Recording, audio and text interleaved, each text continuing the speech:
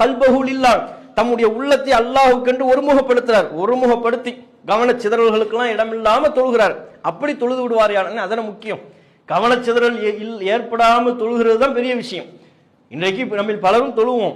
தொழும்போது எத்தனை ரக்காத் தொழுகிறோம்னே நமக்கு என்னவா இருக்கும் தெரியாம இருக்கும். இமாம்னு ஒருத்தர் இல்லைன்னு வைங்க, நம்ம நிலையெல்லாம் பெரிய படாது பாடு எண்ணங்களுக்கு இடமளிக்காம தொழுகிறது. வேறு வேறு எண்ணங்கள் வர்றதுனால தான் அப்படிப்பட்ட பாதிப்புகள் வருது. அது இயல்பது பலவீனம். அந்த பலவீனத்திற்கு அல்லாஹ் பெரிய அளவில் குற்றம் பிடிக்கிறது இல்லை.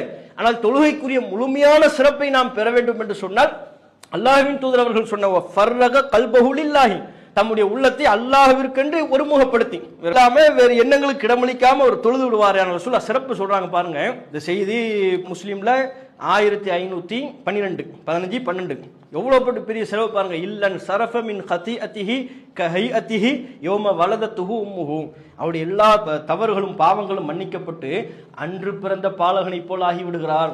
எப்படிப்பட்ட சிறப்பு!